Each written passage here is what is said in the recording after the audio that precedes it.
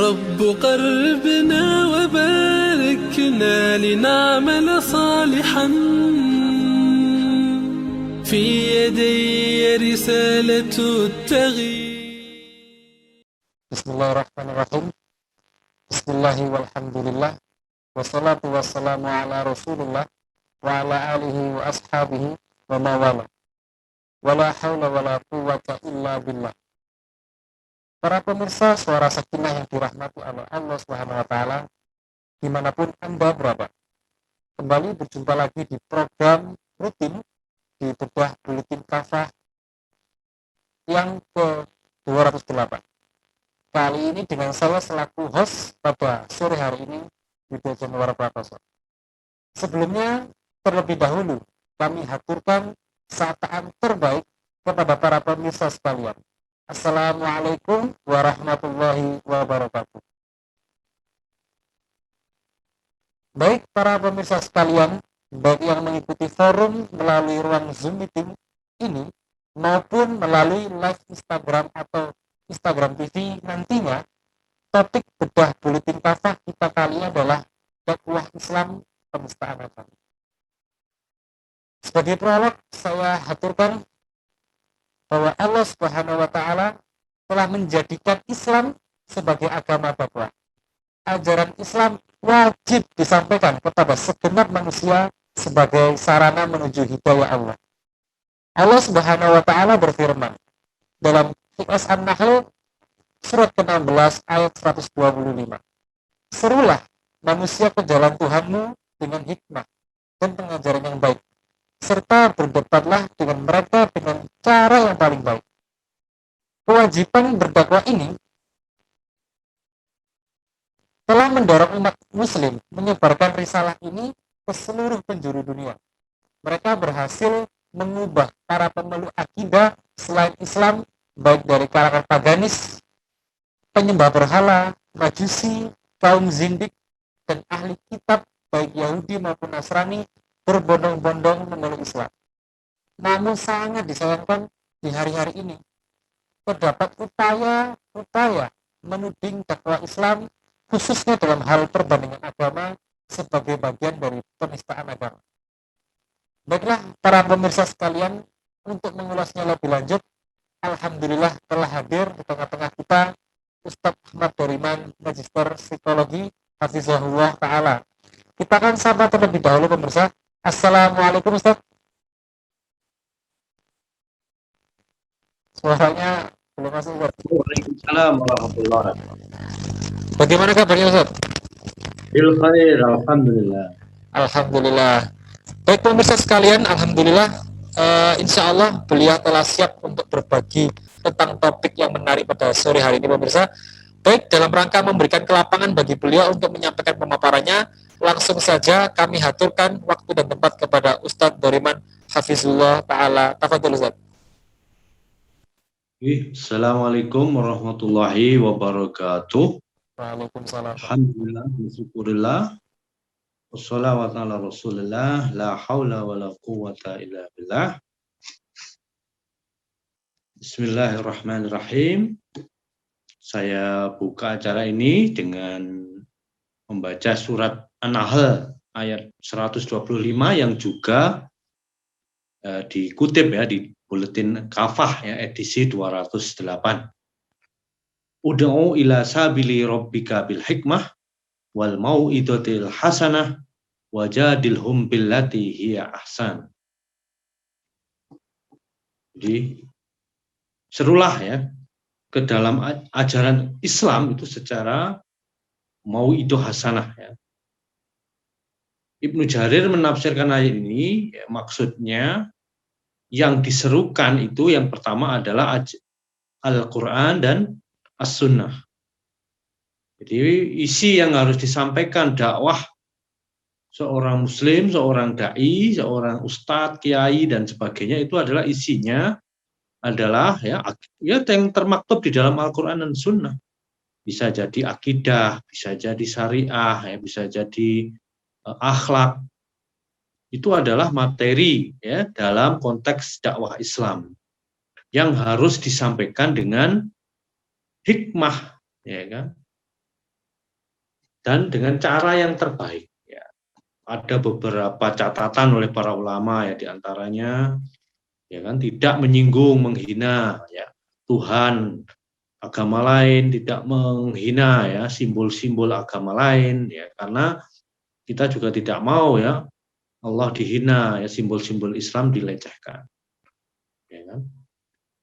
Jadi secara prinsip ya, para dai insya Allah yang berdakwah itu pasti paham ya, tidak menyinggung ke situ, ya kan? Tapi memang banyak ya yang jadi pertanyaan tentang ketidakadilan hukum di masa sekarang ini. Yang ini ya puncaknya dimulai ketika Pilpres kemarin ya, ada perang antara ya, yang pro Wowo dan pro Wiwi. Ada yang kadrun, ada yang satunya cebong. Itu istilah-istilahnya.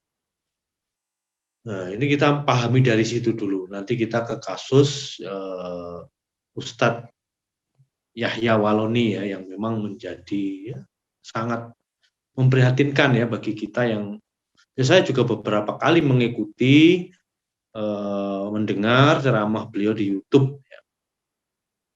Secara umum kadang keras, kadang juga enggak, tapi masih dalam konteks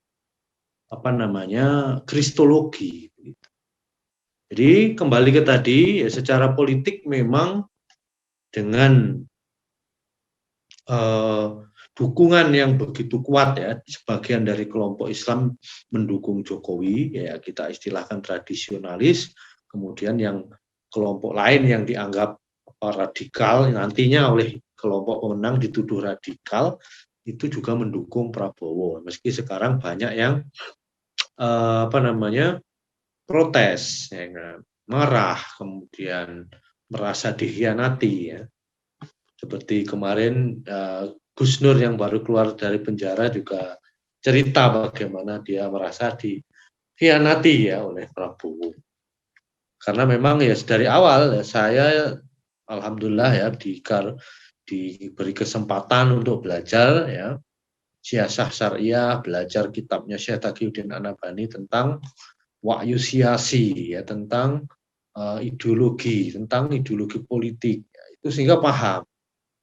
Dari awal kita tidak mendukung Prabowo, ya kan? Tapi yang kita tekankan adalah pemerintahan Jokowi ini di belakangnya banyak sekali orang-orang yang oknum ya, supaya aman. Ada oknum-oknum yang memang Islamofobia. Sekarang ya kita lihat aja yang di Cokro TV itu setiap hari kan yang diserang kan simbol Islam, ustadz yang dulunya tidak mendukung Jokowi, Taliban. Nah, ya, orang-orangnya kita juga sudah tahu ya, yang kebal hukum itu ya sudah dipolisikan berbagai daerah ya kan. Buktinya juga kuat, dalam kasus lain pasti ditangkap, tapi orang-orang ini ya santai aja begitu, merasa kebal hukum ya. Ya, ada yang sekarang alhamdulillah sudah mulai hilang ya, Abu Janda itu kan benar-benar bikin kelilipan ya di mata atau di telinga ini, karena nggak ada isinya begitu. Ada juga Denny Siregar, ada juga satunya lagi Adi Armando yang sudah dilaporkan ketika menggunakan gambar pesantren dengan narasi menuduh teroris, kurang apa begitu. Beberapa kasus juga seperti itu, tapi aman-aman saja. Ya, ini yang kemudian oleh para ahli hukum, ahli politik itu dianggap bahwasanya ada ketidaksamaan di depan hukum karena pilihan-pilihan politik. Ya, silahkan bisa ya supaya secara akademis ya kita tidak nanti juga akan diperkarakan dengan UU ITE ya, ini kan ngutip saja ahlinya, salah satunya Profesor Refli Harun. Di YouTube-nya juga banyak mengundang tokoh-tokoh, dosen-dosen, profesor, ahli hukum yang memang membuktikan ya dengan adanya banyak kasus bahwasanya ini memang ada ketidakadilan hukum antara ya kelompok Islam yang mendukung Jokowi dan kelompok Islam yang dulu mendukung Prabowo. Ini analisanya dimulai dari situ dulu, ya kan? Sehingga nanti kita masuk kasus, ya kan? Dan itu terjadi di dalam, ya yang paling ekstrim kan kasusnya Habib Rizik Syihab, ya kan, Munarman itu sudah 4 bulan lebih belum diadili, bayangkan itu. Saya sebagai pengamat terorisme juga dulu pernah sangat intens ya mengikuti ya ketika rame-rame ISIS itu. Kalau itu memang terlibat, itu kenapa nggak tahun-tahun 2010, 2011 itu sudah harusnya tertangkap, ya kan? Karena dia dituduh kan terlibat dengan ISIS, ya kan? Padahal sekarang itu tokoh-tokoh ISIS di Indonesia ya sudah selesai semua, kalau nggak dipenjara ditembak mati. Nah dari situ rasionalisasinya memang ini ada ya, dendam politik istilahnya atau pesan-pesan politik dari oligarki, ya, supaya aman kita tidak menyebut nama kan oligarki. Ada yang paling utama kan oligarki ekonomi, ya kan, yang oligarki politik yang kemudian digoyang kemarin kan, Lord Luhut kan ya digoyang oleh Haris Azhar dengan apa ya, apa namanya, mengajukan bukti awal bahwasanya Luhut ini memang ya perusahaannya terlibat di dalam eksploitasi emas di Papua, ya kan, sehingga dia sangat kaya raya sampai akhirnya dia mau minta somasi untuk minta maaf atau diperkarakan hukum. Buktinya tidak akan lanjut, takut juga kalau yang ngomong aktivis ya yang punya data nanti kan malah buka-bukaan hancur dia. Kalau nuntut di pengadilan, ayo dibuka datanya, ini perusahaannya Luhut buka, ini malah rugi sendiri dia, malah ketahuan. Akhirnya kan ya yakin saya tidak akan dilanjutkan dengan proses hukum. Ya kan? Nah itu seperti itu yang terjadi hari ini tuh, kita memang ya di satu sisi tetap mengkritik, di satu sisi harus hati-hati karena pasti akan ditembak. Ya, hakimnya yang mengadili Habib Rizik aja kan bilang ini ya pas apes. Pas apes ada yang bisa dikenai pasal meskipun nggak cocok-cocok amat, nggak cocok-cocok amat. Nah kita masuk ke materi utamanya yaitu terkait kasus penodaan atau penghinaan terhadap Yesus. Ini yang penting, ini yang kasusnya Ustadz Yahya Waloni ini. Tadi sudah saya sampaikan ya, salah seorang ahli tafsir menyampaikan yaitu Ibnu Jarir bahwasanya ya yang harus disampaikan ya ajaran Islam ya yang termaktub dalam Al-Qur'an dan As-Sunnah. Nah, prinsip-prinsip dakwah kristologi yang disampaikan oleh Ustadz Yahya Waloni kan yaitu mengkritik ya penuhanan Yesus ya berdasarkan akidah Islam. Dan itu disampaikan di forum umat Islam. Ya kadang dia juga ada diskusi kristologi dengan umat Kristen. Seharusnya itu tidak dipermasalahkan, kan internal. Ya, disampaikan di tempat kaum muslim sendiri. Ya. Persoalan nanti siapa yang mengunggah, nah itu kan jadi masalah. Kalau memang untuk ceramah, ya basicnya kan begini. Ya kan? Ya ketika dia mengkritik penuhanan Yesus, kemudian menyampaikan bahwasanya Injil atau Bible yang sekarang itu sebagian sudah palsu atau dipalsukan oleh umat Nasrani yang dulu. Nah, itu klaim-klaim yang memang ada landasannya, bukan hanya landasan teologis, tapi juga landasan fakta begitu. Ya, contoh misalnya, ya kita harus pandai-pandai ya ketika ngomong masalah agama lain, apalagi di era sekarang. Kalau kita bukan pendukung atau Jokowi mania, ya harus hati-hati. Ya minimal ya mengutiplah ada tokoh kristologi atau tokoh perbandingan agama. Ya. Ya, saya punya bukunya Bart Ehrman ini ya, orang Amerika, ya, ahli Perjanjian Baru dan juga ahli teks awal Kristen.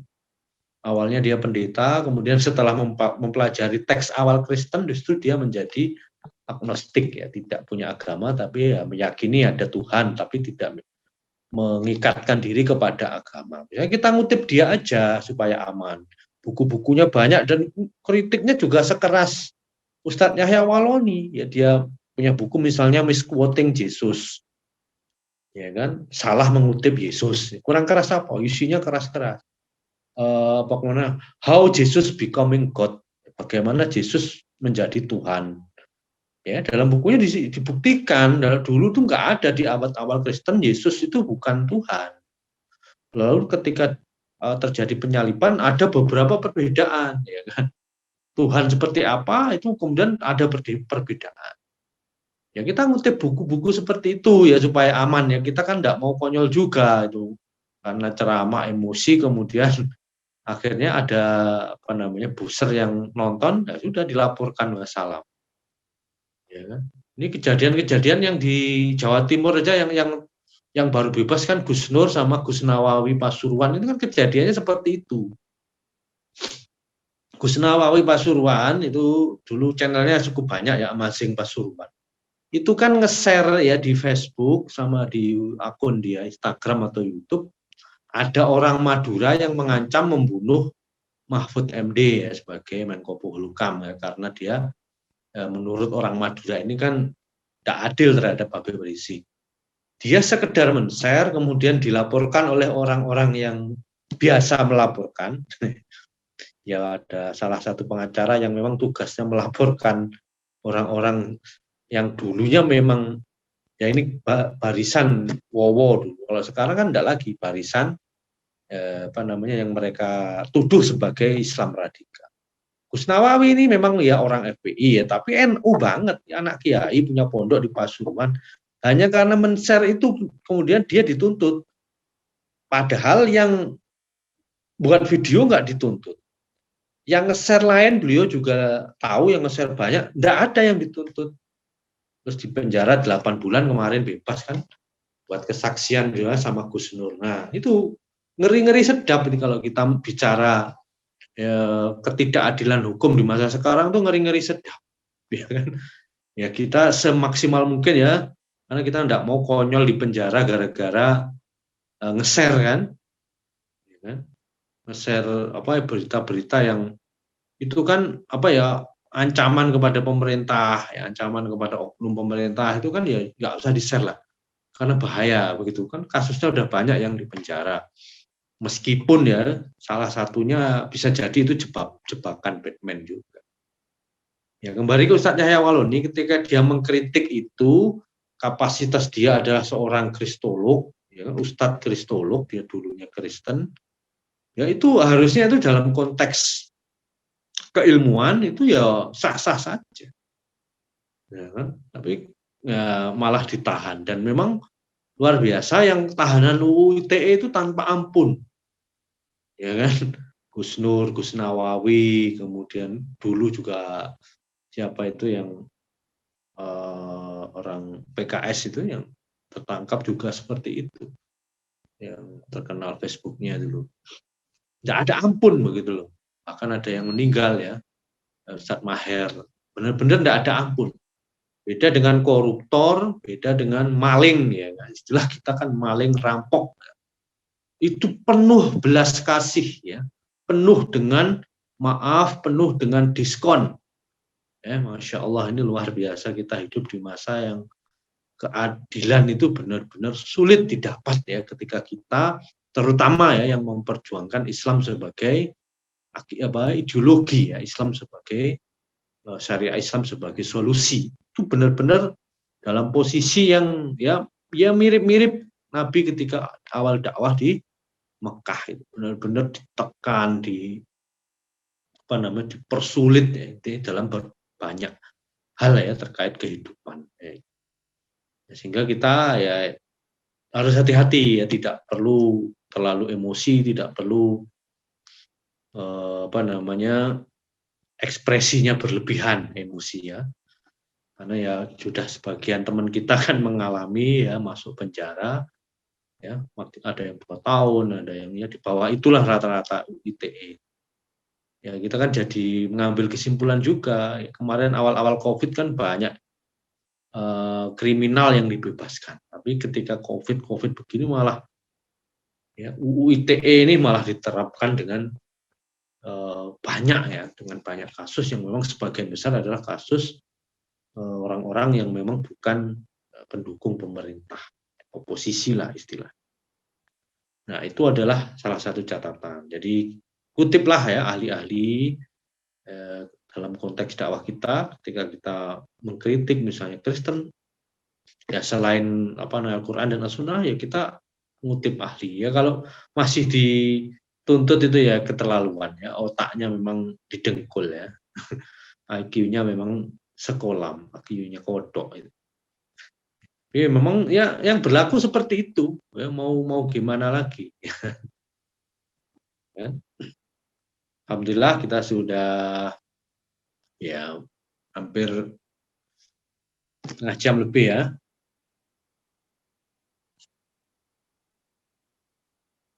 Akan dilanjutkan atau ada tanya jawab ini? Baik, terima kasih kepada Ustadz materinya yang sudah menyampaikan, sungguh sangat luar biasa materi kita pada sore hari ini. Dan silakan kepada teman-teman yang menyaksikan untuk bisa bertanya melalui kolom komentar ataupun bisa langsung berbicara di Zoom ini. Monggo dipersilakan.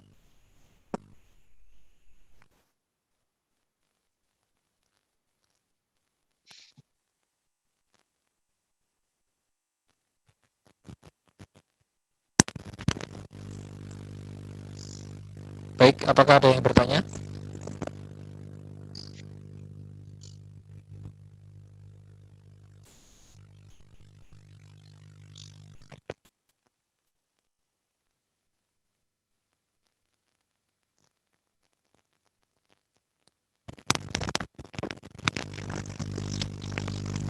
Baik, mungkin dari saya Ustadz, saya ingin bertanya Ustadz ya. Jadi moderator ini nanya Ustadz. Apa Ustadz ya? Saya tanya Ustadz tentang isu-isu yang memang saat ini memang lagi marak tentang penistaan agama, dan bahkan kemarin juga Ustadz Yahya Waloni juga menjadi salah satu korban yang sehingga diringkus oleh pihak kepolisian. Sampai batasan seperti apa Ustadz? Sehingga kita itu tahu bahwa ini itu dakwah yang gimana Ustaz ya? Yang bisa membawa rahmatan lil alamin, di mana dia itu juga tidak menyinggung perasaan orang lain, perasaan saudara-saudara kita yang berbeda agama mungkin itu biar tidak ada ketersinggungan gitu Ustaz. Membedakan antara ini menyampaikan yang hak dengan yang anu itu gimana Ustaz? Ya, prinsip utamanya ya kita dakwah Islam, dakwah para nabi itu tidak akan pernah lepas dari ya penentangan penguasa. Itu sunnatullah ya, kata almarhum guru kita Kiai Mahmudi Sukri ya, ketika beliau banyak ditentang ya oleh bukan orang non muslim, oleh orang muslim sendiri kan, beliau diusir, dituduh teroris, itu pondoknya yang kecil, padahal santrinya cuma hitungan jari dulu ya cerita. Ya beliau beli nasihat, ya justru saya tambah yakin kalau dakwah saya itu benar gitu loh. Karena ya dakwah para nabi tidak mungkin adem ayem digelari karpet merah, dapat uang 1,2 triliun, ya kan, kiainya naik helikopter ke sana kemari safari dakwah ya. Itu nanti kalau sudah ya, Fathul Mekah ya kan, bagaimana sahabat ketika sebelum Fathul Mekah itu makan kurma aja itu apa ya, nggak semuanya bisa ya, tapi ketika sudah Fathul Mekah kemudian apa namanya menguasai kebun-kebun kurma Yahudi ya, ketika mereka berkhianat dan dihukum, wow kenyang gitu loh, makan kurma itu sampai kenyang gitu, bisa kenyang.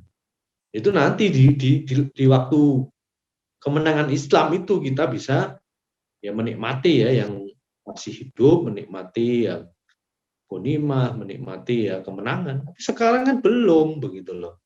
Karena jelas-jelas ya kan di sini ada oligarki ya yang memecah belah ya. Memecah belahnya gimana? Ya studinya sudah banyak.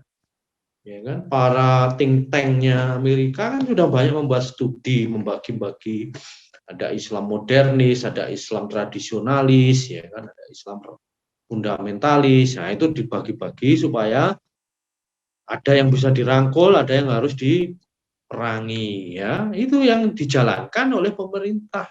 Hampir di seluruh dunia kan seperti itu, oleh negara-negara yang berada di bawah kaki Amerika ya seperti itu. Jadi ketika kelompok tradisionalis kemudian diikutkan ya atau diberikan jatah kekuasaan, ya itu yang terjadi yaitu dalam konteks memecah belah. Kita harus sadar, kita harus sabar.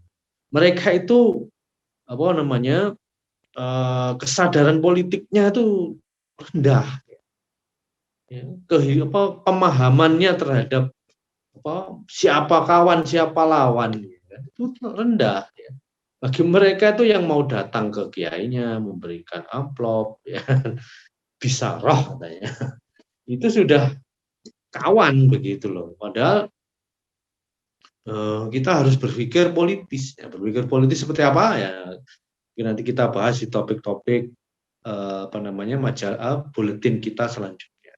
Tapi garis batasnya bahwasanya karena kita yang tahu, ya kita yang punya kesadaran politik, kita tahu peta globalnya, Amerika, kemudian antek-anteknya, kemudian oligarki, sekarang masuk juga oligarki Cina. Makanya kita bersikap ya terhadap sesama muslim yang menjadi, dalam tanda kutip, alat mereka untuk diadu domba, ya harus benar-benar sabar. Ya. Kalau nggak sabar ya sudah, pasti pentung-pentungan. Nah, begitu pula yang kedua, sikap kita terhadap saudara kita yang non-muslim, kita juga sabar, karena di masa seperti ini tuh mudah sekali mereka kemudian diprovokasi karena mereka di atas angin, didukung oleh penguasa, ya kan? Ya bisa jadi mereka juga akan memusuhi kita secara frontal yang justru merugikan, ya, karena tidak bisa didakwai. Itu nggak usah lah didengarkan orang-orang radikal itu. Kita sama yang tradisionalis ini santai, kan santai, bisa rokokan, nggak disuruh masuk Islam, santai aja. Kata mereka ya mereka sering ngutip Injil Matius, Injil ini itu seolah-olah tidak salah begitu kan. Itu yang sekarang jadi menteri yang menghabiskan ya puluhan miliar untuk mengumumkan haji batal. Itu kan sering mengutip Injil, ya, tanpa penjelasan yang gamblang. Jadi poinnya adalah memang di masa seperti ini ya kita harus menyesuaikan dengan bahasa kaum kita di masa milenial, ya, kaum milenial, ya kan. Apa-apa yang harus kita pahami bahwasanya kita tidak bisa ya terlalu vulgar, terlalu frontal. Ya, pilihan bahasa itu penting, ya kan, pilihan bahasa. Ya, karena ada ya sekarang itu kan sebagian besar masyarakat kita itu dipaksa untuk menulis.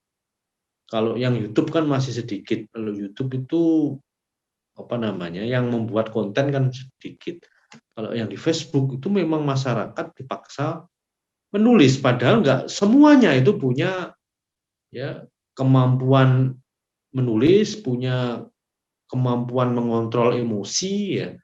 Itu ketika terjadi salah tulis kayak atau terlalu emosi menulis kayak, ya akhirnya yang akan berujung kepada tuntutan hukum. Itu yang kita tidak mau. Ya. Tapi alhamdulillah ini para sahabat ini kan dilatih menulis, dilatih kontrol emosi.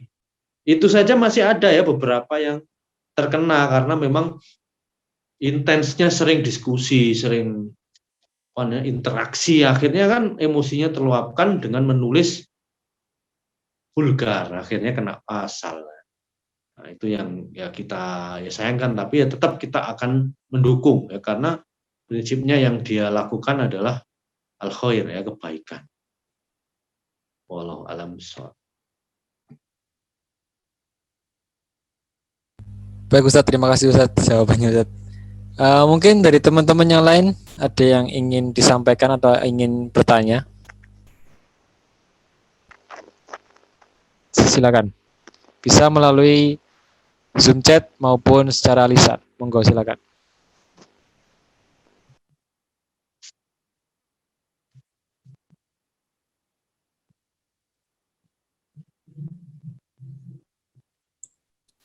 Saya izin Harus bertanya. komen juga boleh. Silakan Ustadz Ardi. Ya. Terima kasih kesempatannya kepada moderator. Assalamualaikum Ustaz. Sedikit pertanyaan dari saya Ustaz. Pertanyaan saya seperti ini Ustaz. Dakwah Islam itu kan untuk konteks hari ini kita memang berhadapan pada katakanlah dua objek dakwah begitu ya. Satu sisi ada objek dakwah yang kalangan kaum muslimin sendiri yang mungkin perlu dikuatkan keterikatannya terhadap syariah Islam, dan juga tidak terlepas juga yang kedua itu kalangan non muslim gitu. Nah, pertanyaan saya begini, apakah kemudian ada perbedaan cara untuk kemudian mendakwahi mereka dalam konteks hari ini? Atau Islam itu sebetulnya punya cara sendiri dalam berdakwah terhadap Islam, kalangan muslim sendiri seperti apa dan kalangan non muslim sendiri seperti apa secara praktisnya? Mungkin itu yang saya perlu tanyakan Ustaz. Terima kasih. Ya, hampir sama ya. Ya, prinsipnya itu apa ya? Kita belajar ya dari kasus saudara-saudara kita di FPI itu kan ya beberapa petingginya kan memang bahasanya itu apa ya, vulgar ya, tegas begitu.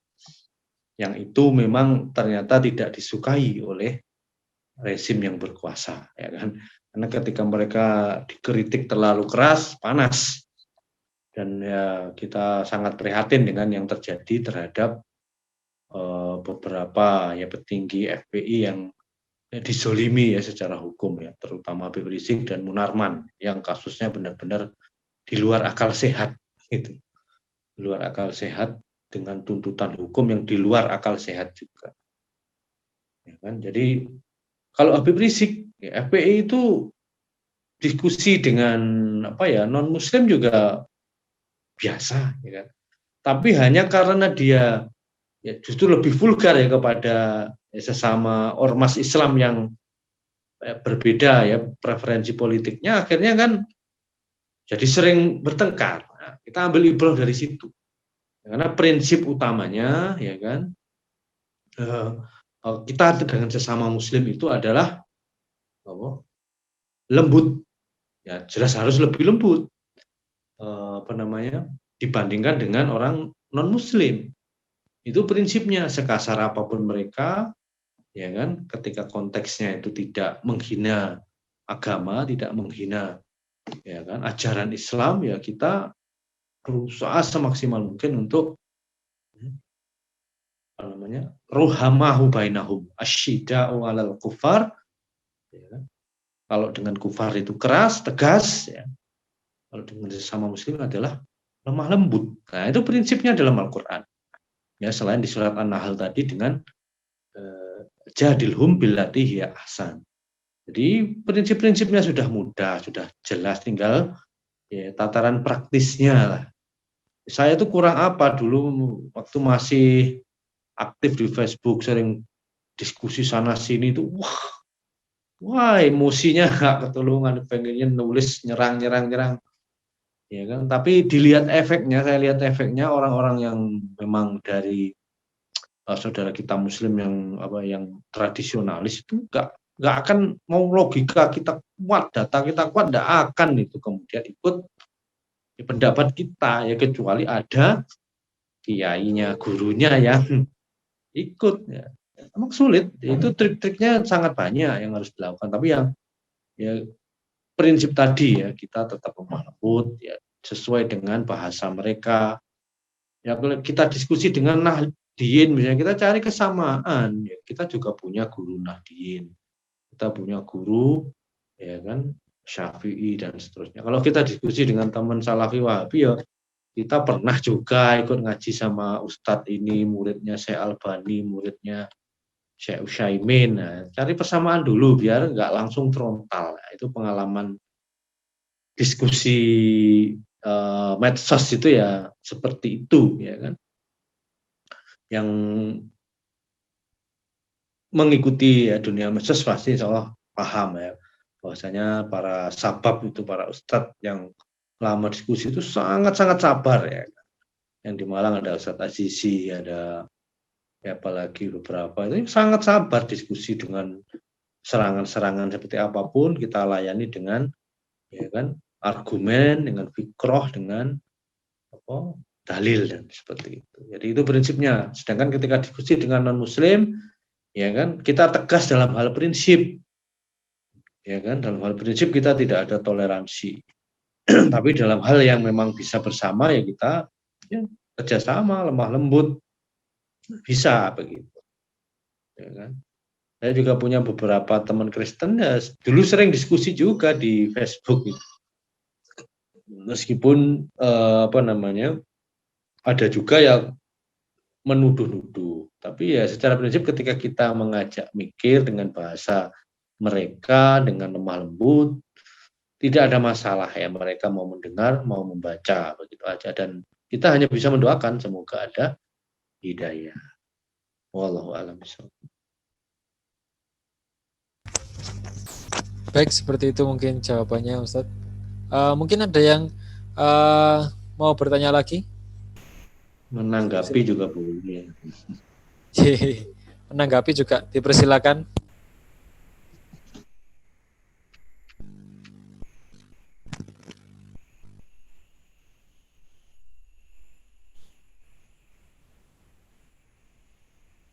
Baik, jika tidak ada, apakah kita akhiri dulu saja? Enggak, sudah jam 5 lebih. Oke, keburu maghrib Ustaz ya. Terima kasih kepada Ustadz Ahmad Doriman yang sudah memberikan materi yang luar biasa pada sore hari ini. Dan terima kasih atas kehadirannya teman-teman sekalian dan semua pemirsa Suara Sakinah dimanapun Anda berada. Dan terima kasih, mohon maaf atas salah kata saya sebagai host, dan saya pamit undur diri.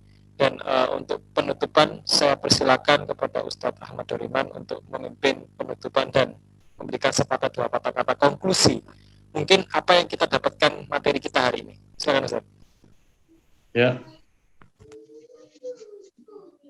Di hari-hari ini ya kita semakin membuktikan ya tanda-tanda ya kan akan datangnya ya kan peradaban Islam ya, khilafah Rasyidah yang dijanjikan Rasul itu sudah semakin banyak ya kan. Diibaratkan itu kita menunggu pagi itu kan ada fajar sodik ya. Kita sebelumnya ya, tinggal menunggu sedikit lagi ya kan. Salah satunya juga adanya